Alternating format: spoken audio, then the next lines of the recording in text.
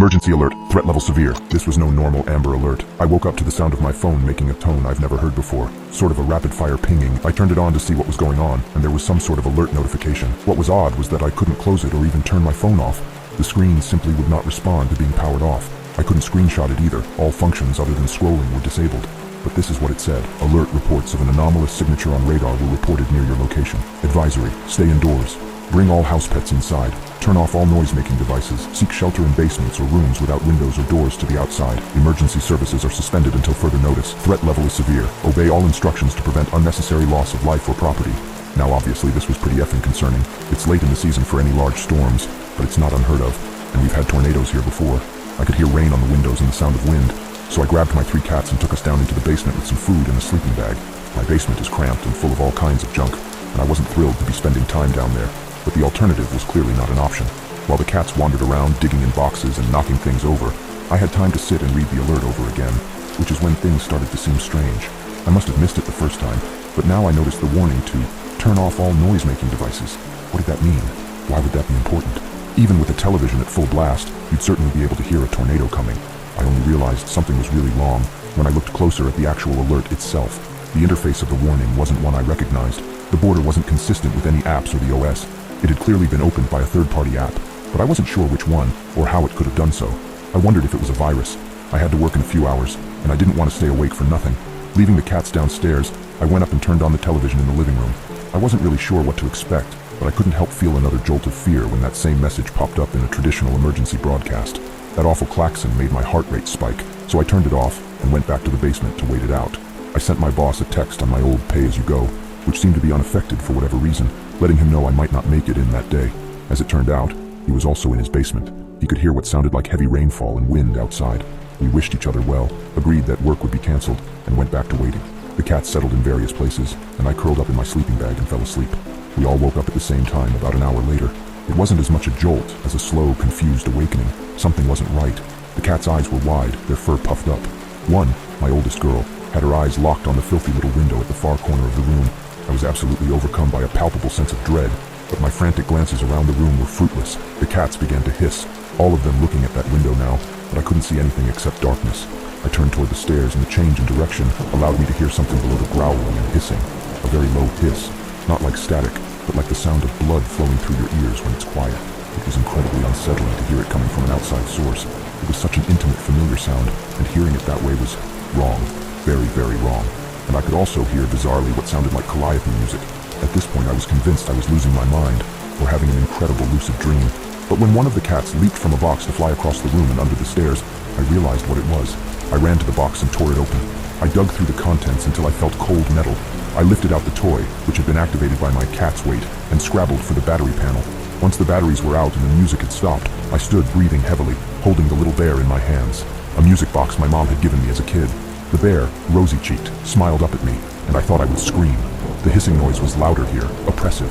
It blocked out everything, even my breathing. I've heard the phrase paralyzed with fear before, and I detested it, thinking of it as a clumsy exaggeration. But now I realized it wasn't. It was a very real feeling. The cats continued to growl and shriek, though here in the middle of the sound it was almost impossible to hear them. I had to turn around. I had to get away from the window, but I simply could not bring myself to move even a single inch. The bear grinned up at me, and I hope I never come that close to the abyss again. The feeling of your mind slipping into that endless chasm is something you don't forget. The bear was cold in my hands. The cats shrieked and howled, and the sound grew so loud I could feel it in my bones. The window rattled, pelted by rain and hail, and that endless hellish dark loomed closer and closer. A scream bubbled up and pushed against my teeth when I turned to look through the dirty glass. Instantly everything stopped.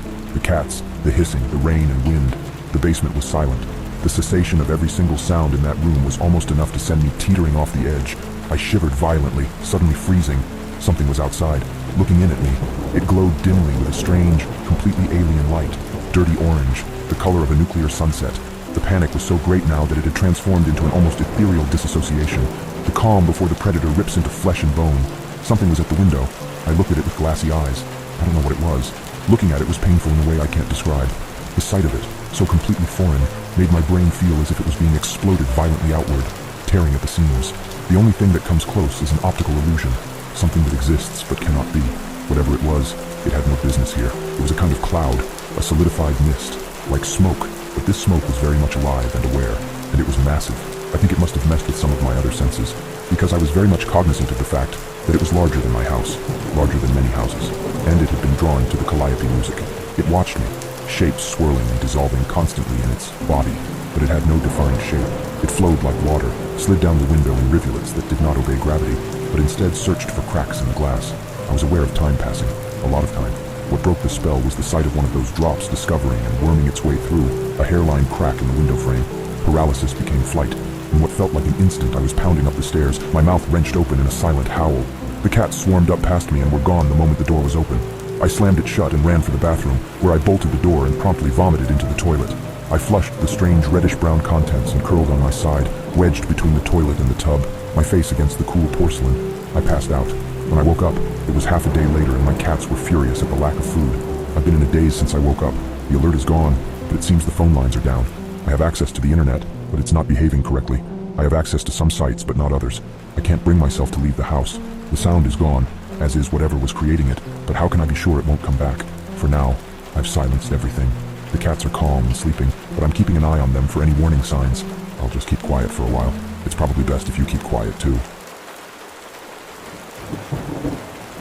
I was in prison for 15 years. There was a skinwalker in there with us. A little background first. I was serving a 15-year sentence in a penitentiary in southern Arizona. What I was in there for isn't important. During my stay there were countless things that happened that no one could explain, and even more that no one wanted to know more about. It all started with a prison legend. Supposedly, years ago something awful and unexplainable happened in the prison. Every morning we'd be woken up and expected to stand near the front of our cells while guards visually confirmed we were present and accounted for. Apparently about a year before I got sent there, the most brutal and unexplainable thing happened during one of these routines. A man who had a cell to himself looked very off during this check. When a guard pulled over another guard to help him check it out, they found it wasn't actually the prisoner they were expecting at all. It was a totally different man. This man was wearing the skin of the other man over him. Loosely fitting, draped over him, apparently looked like a real monster. The scariest things were though, was the guy wearing the skin was not an inmate. They had no idea how he even got into prison, let alone a cell. What's worse is that they couldn't even figure out who the hell he was. He wasn't documented anywhere. And what's worse than that, they never even found the body of the man of the skin he was wearing. Pretty grisly stuff, I know. And I realize it's not to go to definition of a skinwalker, but that's what the prison called him. The skinwalker. Didn't help that the guy never talked apparently. Anyway, that's what started the whole skinwalker superstition around the yard. Apparently the guy got shipped to a different spot about a month after it happened, and just about everyone in Gen Pop felt all the better for it. I heard about the story on the second day of my stay.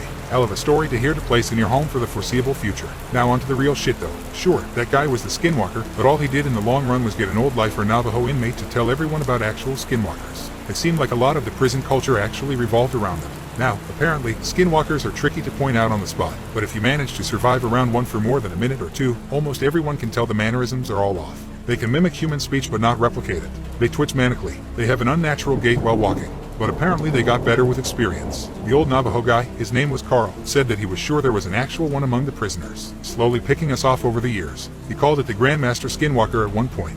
Apparently he thought it had human mannerisms down so well that you might not even be able to tell if it was your cellmate for a day or two. It had to be good, he posited one night. You would expect a skinwalker to jump at any opportunity for a kill. But this one realized it had a revolving door of people to kill coming to it, and masterfully bided its time, as Carl thought, for years. A lot of guys found humor in it. A lot more were really on edge about it. Every once in a while in prison, people snap. Sometimes you'll find your cellmate swinging in front of your bunk, strung up around the neck by his pant leg. Sometimes you just can't take it anymore. But in our yard, people tended to snap in a very special way. It wouldn't be an outburst at dinner or a silent suicide in the night. Guys would just stop talking, hunch over and shuffle around. Any friendships they had would be mostly out the window. They would turn into a loner during rec time. They would let their hair hang in front of their face. No one liked to talk about it. Like if they did, it would happen to them next. I felt the same way. I didn't know if it was a skinwalker or just people going crazy. But I didn't want to find out. It wasn't clockwork or anything, but every time someone snapped in this way, it wasn't more than a couple weeks before they were shipped off or transferred to God knows where without anyone else knowing beforehand. Then there was the nighttime occurrences. Short, loud bursts of sound echoed through my cell block during all hours of the night on a regular basis. It sounded like a mix between a pig's dying squeals and nails on a chalkboard.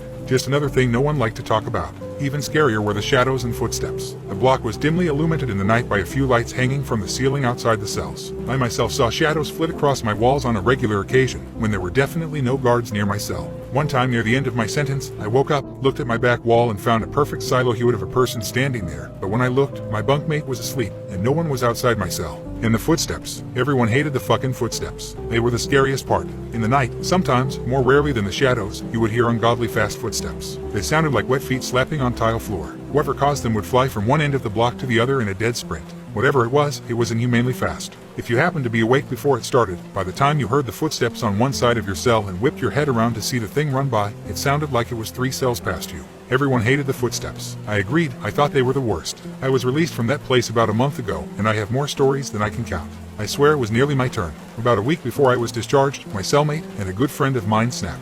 In the same kind of way. I didn't sleep for an entire week. Well, I did sleep of course, but never for more than a few minutes at a time. Never turned my back on the guy. The scariest thing, I woke up one night to him somehow snaking his body through the bars of our cell. For reference, I couldn't get anything past my shoulder through them. The worst part though, he was coming back into our cell. On the day of my release I didn't say a word to him. Just left. He seemed fine with it. So was I. I had made it through 15 years of prison fights, gang disputes, and for all I know, skinwalker abductions. I left through the front gates, a free man. As I walked along the fence for the rec yard, I spotted my cellmate, standing off on his own, like he had for the last week or so. I shook my head, not even really sure if it was him anymore. I took one last look over the yard, this time from the other side of the fence. I wish I hadn't. There, standing off on his own, on the other side of the yard, was Carl, slouched over, eyeing the other inmates, and twitching manically. Serious, what's the creepiest/scariest thing you've seen but no one believes you? When I was 7 or 8, I would have a recurring nightmare that one of my dolls came to life, played with me, and then would try to pull me into my closet with her. I'd follow her into the closet at first, but then she'd show me this little door at the back of the closet, and my heart would start to race. I don't know what it was about that door, but I knew something bad would happen if I went through it. I'd start to struggle and try to pull away, but the doll was too strong and would start pulling me through the door. At this point in the dream, I'd always wake up screaming. The worst part was I had night terrors, so sometimes I'd wake up standing next to my closet. Every night before bed, I'd make my parents make sure there wasn't a little door at the back of my closet. There never was. Anyway, I was talking to my mom the other day and this dream came up. I'm laughing about it and how ridiculously paranoid I was about dolls in that closet, but my mom gets really quiet. She tells me the creepy part of that dream wasn't the doll. It was the fact that there used to be a little door at the back of the closet, but when I was 1 year old, they remodeled the house and put a wall where the door used to be. There's no way I could have remembered that door, but years later, I kept dreaming about it. Have you ever heard of the Disney mirror ritual? Don't be fooled by its name, or its location at the happiest place on earth.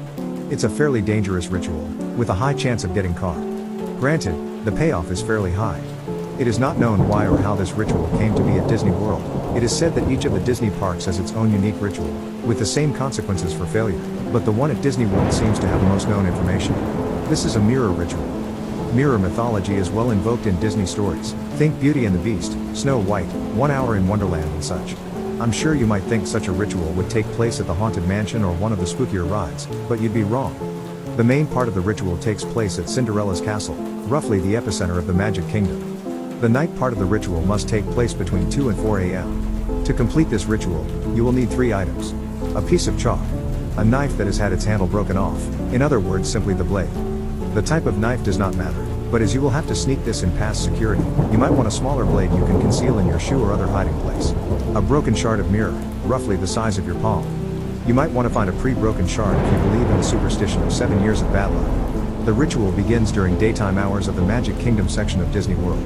During the day, you must hide the 3 items in separate areas of the park. The areas to choose from are Main Street USA, Liberty Square, Fantasyland, Adventureland, Frontierland, and Tomorrowland. Study the map of the park and decide what routes would be easiest to travel undetected. Don't pick distances you can't manage. Keep in mind that the area around Cinderella's castle will be the most heavily patrolled by security. While there are security cameras in the park, don't worry about them. Something about the ritual makes them seem to malfunction. Before hiding the items, head to the tunnel going through Cinderella's castle. Be careful here, there are some Disney staff that are aware of the ritual and know to keep an eye out for those attempting it. Hide the chalk in your hand, pick out a brick you are able to reach at face level, and when you're absolutely sure no one is watching you. Critical tip, you might want a friend to make a distraction / ask any immediate staff questions to get their attention. Mark the corner of the brick with the chalk. Say the words, mirror mirror. Then leave. This will tell the park you intend to play. You will use this brick during the ritual. Then find hiding places for the items. At this point, you have completed the daytime part of the ritual. Use the remainder of time as you will until the park closes, but make sure you find a place you can remain hidden once the park closes for the night. It's not easy, but it has been done. If you decide not to go through with the ritual, retrieve the items, erase the chalk mark and leave the park.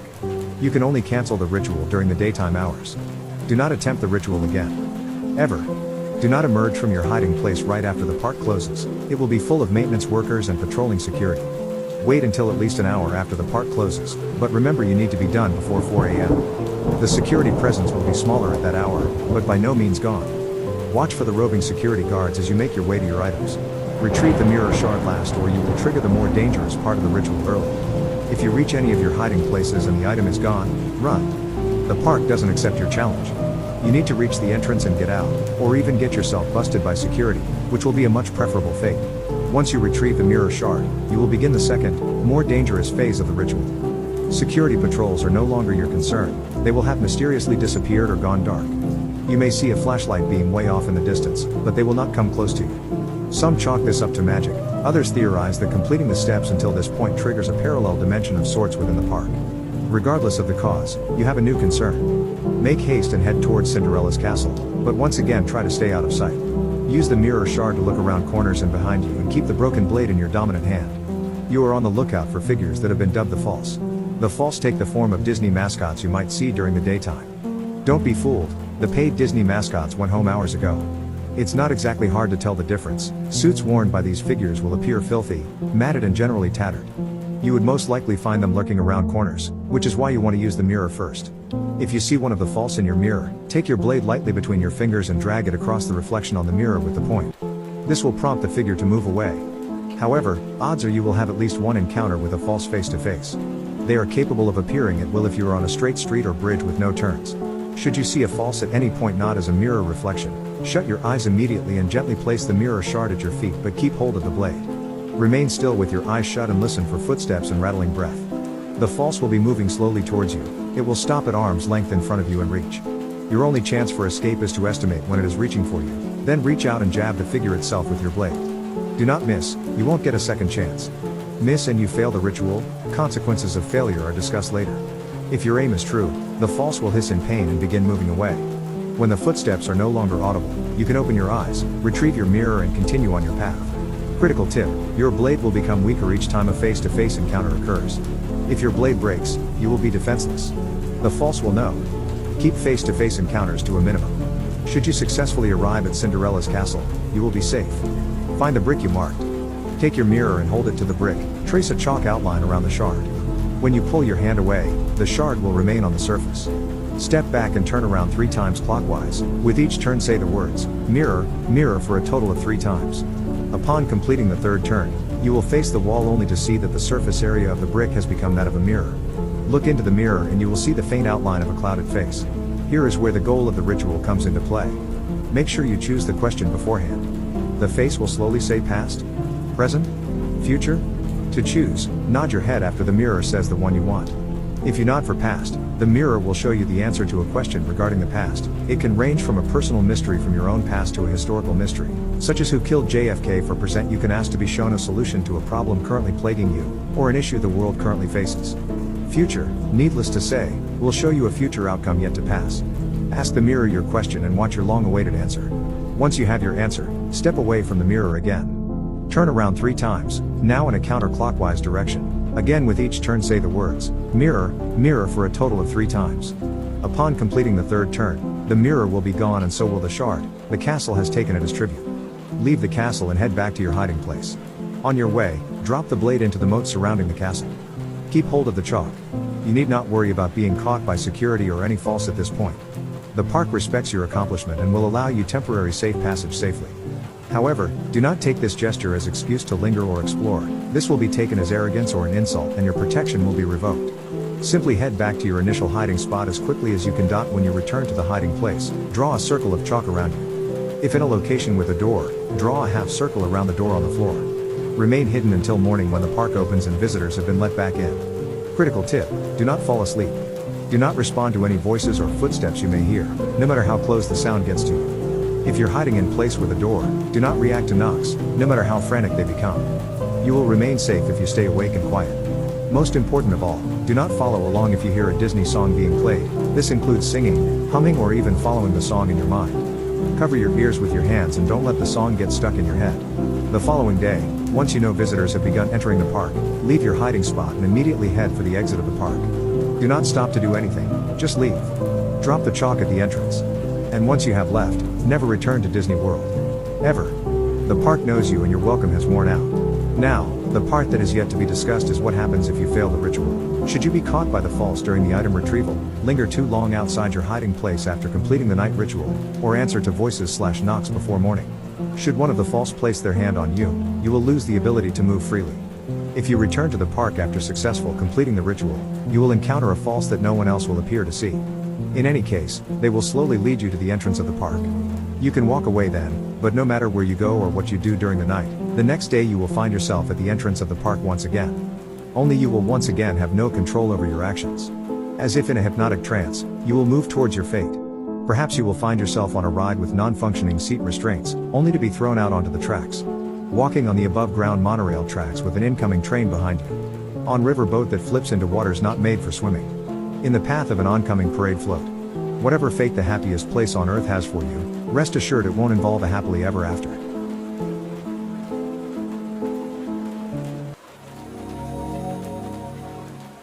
My mom made us knock before we entered every room. All my life I have always done it. I was doing it from the days when I had begun walking and first started opening doors, apparently. I always knock. And I don't mean out of politeness for the person on the other side. I mean, I knock on every door even if the room on the other side is empty. My mother ingrained this deeply in both me and my sister Doris. I still remember going to school and being looked at strangely by the other kids every time I knocked on the restroom, classroom, or cafeteria doors. My sister and I looked at them strangely too. Why the hell weren't they knocking before going in like everyone else? We continued our tradition even though we knew that we weren't like everyone else. When I was in 3rd grade, someone finally asked me why I knocked every single time, on every single door. I didn't have a legit answer for him, so I went to my mother with the same question. Mama, why do we knock every time before we go into a room? My mother, who looked older than her 32 years, glanced at me with ferocity in her eyes. Don't question me, child. Don't let those little hooligans at school get you into more trouble than you can possibly imagine. We knock because we must. That is all you need to know. Ask me that question again and see what happens. I didn't ask that question again, and so my sister and I adapted. We kept knocking, but we started to make a joke out of it. Eventually, our classmates just came to accept it. Doris and I weren't weirdos or showpaths. We were just like everyone else, save for the knocking. And I hate to continue harping on, but when I say we did it without fail, we did it without fail. Sleepy and wandering to the bathroom late at night? Knock, knock. 16 and drunk at a party? Leading a girl to the bedroom about to get laid for the first time? Knock, knock. It was as common as moving one step in front of the other, something we would never forget. I met a girl named Perla in college and fell in love. We married and a couple of years later had our first child, a girl we named Dorothy. I remember my mother being as enthused and ecstatic as any other grandmother. Then came the day when she saw Dorothy walking for the first time. Her eyes weren't full of excitement or glee as I would have expected. No, instead she looked concerned. Derwin, I want you to start teaching my little angel to knock on doors. Anyone else would have laughed. Thought that maybe she was joking, but not me. Not knowing how I had been raised or how seriously my mother took knocking. Don't worry, Mom, I will. I'm serious, Derwin. Her eyes were bearing into mine. The intensity made me desperately uncomfortable. What the hell did she believe would happen if we didn't knock? I began researching the concept of knocking on doors. I looked into superstitions but couldn't quite find anything that fit my mother's tradition.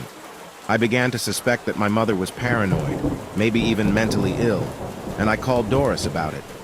That's just Mom, Derwin, don't dwell on it. She won't know if Dorothy is knocking on doors or not since she doesn't live with you. Maybe not at my place, but what about when I take her to Mom's to visit? Don't worry about it. Dorothy is your daughter, not Mom's, and you can raise her however you like. I wish I could have been so carefree about it as my sister. But as Dorothy grew taller, I knew the time was coming. She was finally able to reach the doorknob. My mother came to visit us one evening. We had dinner, and as Perla was washing the dishes, Mom watched Dorothy wander around the living room. She is something else, Derwin. You have taught her to knock, right? I knew this was coming, and had my speech ready. Mom, listen. I'm glad you raised me the way you did, but... Dorothy! My daughter was standing with her hand on the doorknob to the bathroom. My mother dashed across the living room, the fastest I've ever seen her move, and grabbed Dorothy before she could twist the knob. She fell to the floor with my daughter in her arms as Perla ran up, looking startled. "Really? What's going on in here?" "Mom, hand her to me," I declared angrily. Enough was enough. I took my daughter and looked down at my mother, who slowly rose to her feet, tears rolling down her face. "Derwin, son, you have to listen to me. She must knock, just like you and your sister." "Why, Mom? Tell me why, and I promise, promise I will teach her to do it." My mother stared at me, seemingly lost for words. She opened her mouth but closed it again, shaking her head as she closed her eyes. My anger had gotten the better of me, and I decided that I would prove a point. For the first time in my life, I was going to open a door without knocking. "Mom, you have nothing to be afraid of, and today I'm going to prove it to you." I reached for the doorknob and clasped it. Before I could turn it, however, my mother pushed me aside, her face still wet as she looked at my daughter. "No, I will prove it to you." What happened next will haunt me till my last day. My mother opened the door. It wasn't even fully open before a long, clawed, inhuman gray hand sprung forth like a snake striking its prey. It seized my mother by her face and yanked her violently into the room. The door slammed behind her as my daughter burst into tears, and behind me, my wife fainted. I was dazed. Nothing made sense in that moment. Once the initial shock subsided, I dashed to my feet and ran up to the door, intent on rescuing my mother. Before I opened it, however, the instinct to knock kicked it, more urgently than ever before. I paused for a second, putting my ear against the door. There was silence on the other side. I knocked, just once, and then pushed it open. The bathroom was just that, a bathroom. There was no blood, no monster, no other world, and no mother. I threw aside the shower curtains and checked every inch of the room. Then I stepped out, closed the door, knocked, and opened it again. I can hardly bring myself to look at the bathroom door anymore. I avoid that room at all times now, only using the one upstairs. I'm sorry there's no dramatic reveal or resolution in this story, but I want my mother back, and I think about her sacrifice. What could have possibly become of her to this day? And I put every ounce of my being into making sure my daughter knocks every time.